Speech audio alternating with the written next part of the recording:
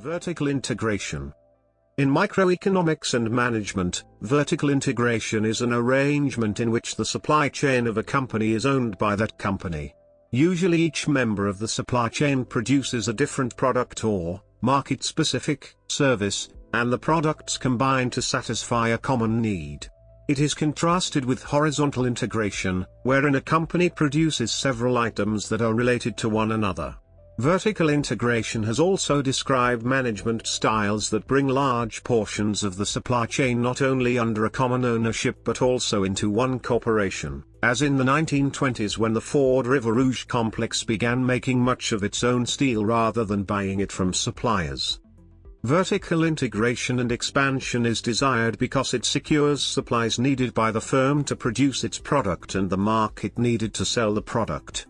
Vertical integration and expansion can become undesirable when its actions become anti-competitive and impede free competition in an open marketplace. Vertical integration is one method of avoiding the hold-up problem.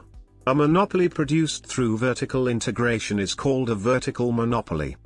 Vertical expansion. Vertical integration is often closely associated with vertical expansion, which, in economics, is the growth of a business enterprise through the acquisition of companies that produce the intermediate goods needed by the business or help market and distribute its product. Such expansion is desired because it secures the supplies needed by the firm to produce its product and the market needed to sell the product.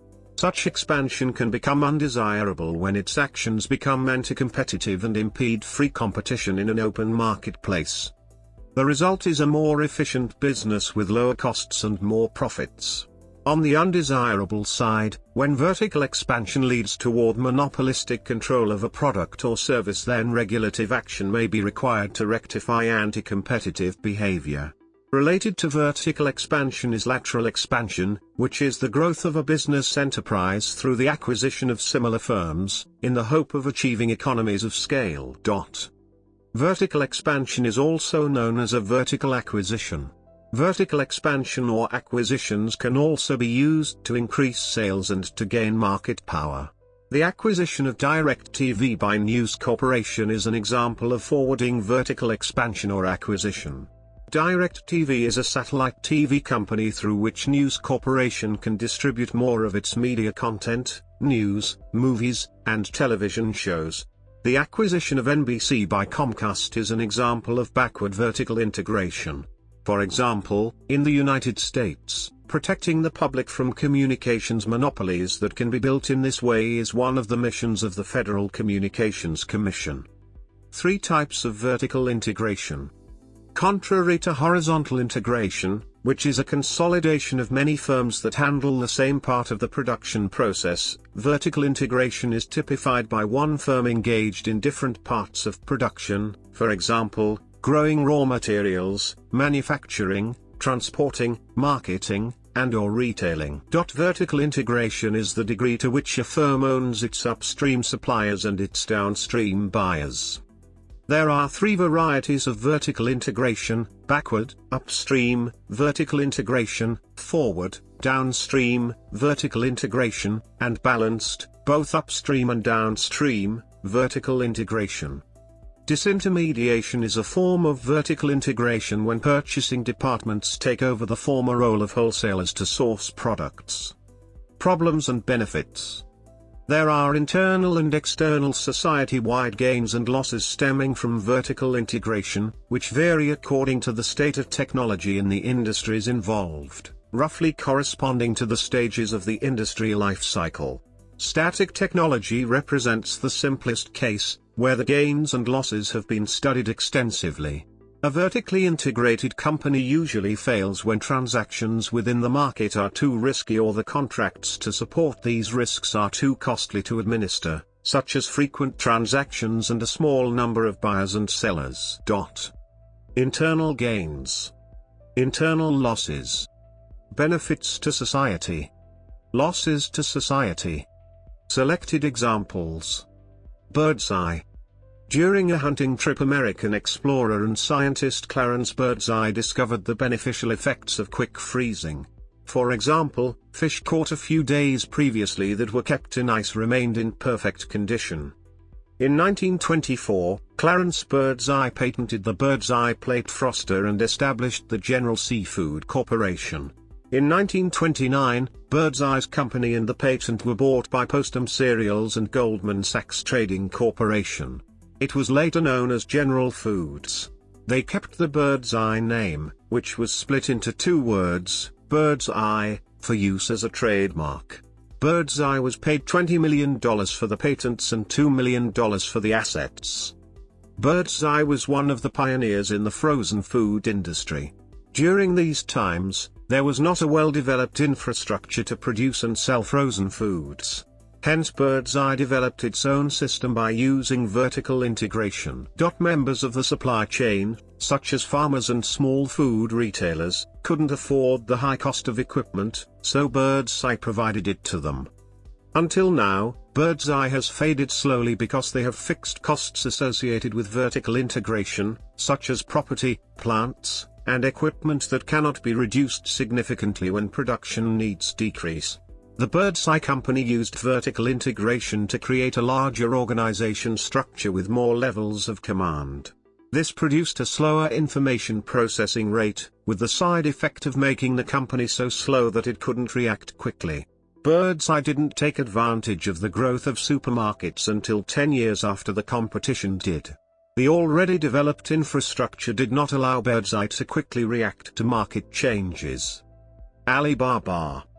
In order to increase profits and gain more market share, Alibaba, a China-based company, has implemented vertical integration, deepening its company holdings to more than the e-commerce platform. Alibaba has built its leadership in the market by gradually acquiring complementary companies in a variety of industries including delivery and payments.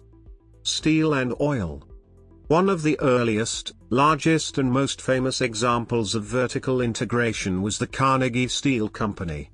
The company controlled not only the mills where the steel was made, but also the mines where the iron ore was extracted, the coal mines that supplied the coal, the ships that transported the iron ore and the railroads that transported the coal to the factory, the coke ovens where the coal was coked, etc. The company focused heavily on developing talent internally from the bottom up, rather than importing it from other companies.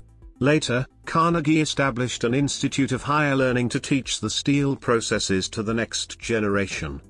Oil companies, both multinational, such as ExxonMobil, Royal Dutch Shell, ConocoPhillips or BP, and national, for example, Petronas, often adopt a vertically integrated structure, meaning that they are active along the entire supply chain from locating deposits, drilling and extracting crude oil, transporting it around the world, refining it into petroleum products such as petrol/gasoline, to distributing the fuel to company-owned retail stations, for sale to consumers. Standard Oil is a famous example of both horizontal and vertical integration, combining extraction, transport, refinement, wholesale distribution, and retail sales at company-owned gas stations. Telecommunications and computing. Telephone companies in most of the 20th century, especially the largest, the Bell system, were integrated, making their own telephones, telephone cables, telephone exchange equipment and other supplies. Entertainment. From the early 1920s through the early 1950s, the American motion picture had evolved into an industry controlled by a few companies, a condition known as a mature oligopoly, as it was led by 8 major film studios, the most powerful of which were the Big Five studios, MGM, Warner Brothers, 20th Century Fox, Paramount Pictures, and RKO.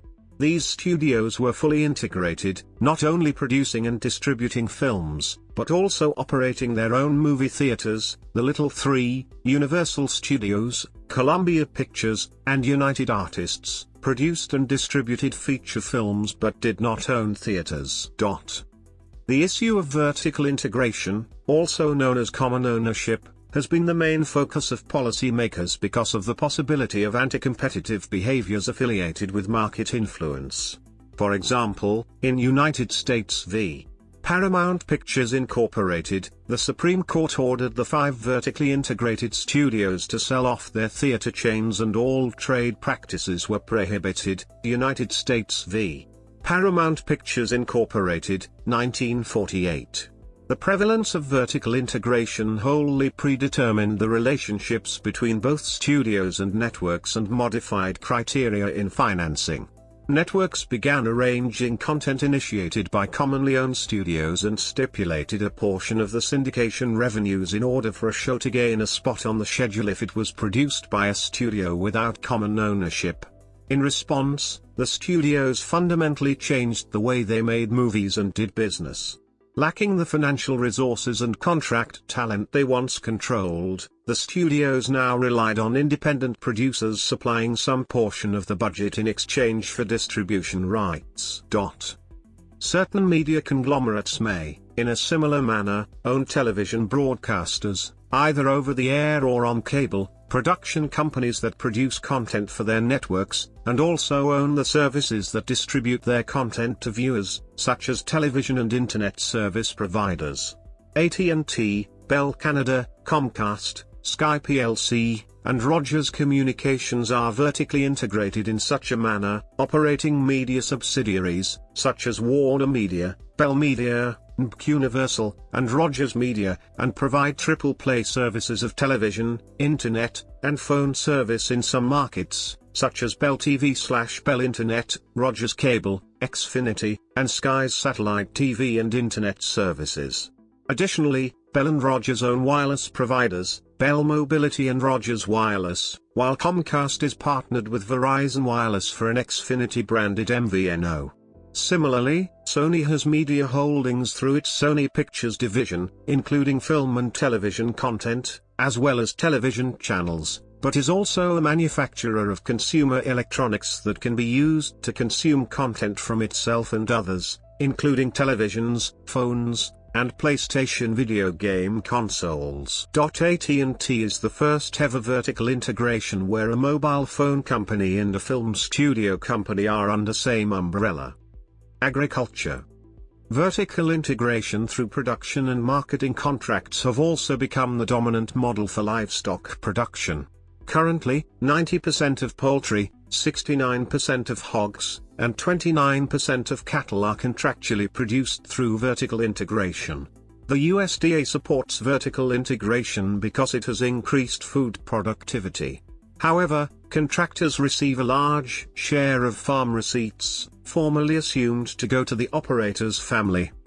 Under production contracts, growers raise animals owned by integrators. Farm contracts contain detailed conditions for growers, who are paid based on how efficiently they use feed, provided by the integrator, to raise the animals. The contract dictates how to construct the facilities, how to feed, house, and medicate the animals, and how to handle manure and dispose of carcasses. Generally, the contract also shields the integrator from liability. Jim Hightower, in his book, Eat Your Heart Out, discusses this liability role enacted by large food companies. He finds that in many cases of agricultural vertical integration, the integrator, food company, denies the farmer the right of entrepreneurship. This means that the farmer can only sell under and to the integrator. These restrictions on specified growth, Hightower argues, strips the selling and producing power of the farmer. The producer is ultimately limited by the established standards of the integrator. Yet, at the same time, the integrator still keeps the responsibility connected to the farmer. Hightower sees this as ownership without reliability. Under marketing contracts, growers agree in advance to sell their animals to integrators under an agreed price system. Generally, these contracts shield the integrator from liability for the grower's actions and the only negotiable item is a price. Automotive industry. In the United States, new automobiles cannot be sold at dealerships owned by the same company that produced them but are protected by state franchise laws. Eyewear. Luxottica owns 80% of the market share of companies that produce corrective and protective eyewear, as well as owning many retailers, optical departments at Target and Sears, and key eye insurance groups, such as Med. Healthcare. In the United States, major vertical mergers have included CVS Health's purchase of Aetna, and Cigna's purchase of Express Scripts. General retail. Amazon.com has been criticized for being anti-competitive as both an owner and participant of its dominant online marketplace. In office products, Sycamore Partners owns both Staples Incorporated, a major retailer, and Ascendant, a dominant wholesaler. Economic theory.